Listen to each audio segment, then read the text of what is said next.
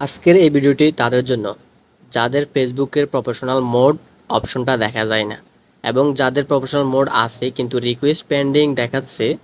এই দুটি বিষয়ে বিস্তারিত জানাবো। প্রথম স্টেপে জানাবো ফেসবুক প্রফেশনাল মোড না আসার কারণ। নাম্বার 1, আঞ্চলিক ভিত্তিক সীমাবদ্ধতা। ফেসবুক কিছু ফিচার অনির্দিষ্ট অঞ্চল বা দেশে প্রথমে চালু করে। আপনার দেশে বা অঞ্চলে এখনও এই ফিচারটি পুরোপুরি চালু না হতে পারে। নাম্বার 2, অ্যাকাউন্টের ধরন। প্রফেশনাল মোড সাধারণত ব্যক্তিগত প্রোফাইলের জন্য হলেও ফেসবুক পেজ বা ব্যবসায়িক প্রোফাইলের জন্য আরও বেশি ফোকাস। আপনার ব্যক্তিগত প্রোফাইলের কিছু সেটিংস বা ধরন এটির সাথে সামঞ্জস্যপূর্ণ না হলে এটি দেখা নাও যেতে পারে। নাম্বার 3, অ্যাকাউন্টের বয়স।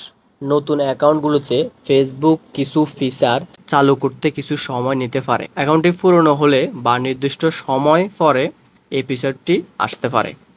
নাম্বার 4, ফেসবুকের আপডেট ও পরীক্ষামূলক ফিচার। ফেসবুক অনেক সময় তাদের নতুন ফিচারগুলো পর্যায়ক্রমে চালু করে এবং পরীক্ষামূলকভাবে কিছু ব্যবহারকারীর জন্য দেয়। আপনার অ্যাকাউন্টটি হয়তো সেই পরীক্ষামূলক তালিকায় নেই। নাম্বার 5, নির্দিষ্ট নিয়মাবলী মেনে চলা।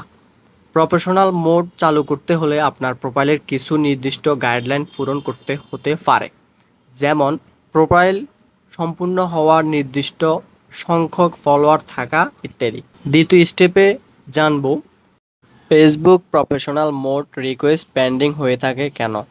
নাম্বার 1, নির্ধারিত শর্ত পূরণ না হওয়া। ফেসবুক পেশাদার মোড চালু করার জন্য কিছু নির্দিষ্ট শর্ত নির্ধারণ করেছে, যেমন নির্দিষ্ট পরিমাণ ফলোয়ার থাকা বা কন্টেন্টের ধরন।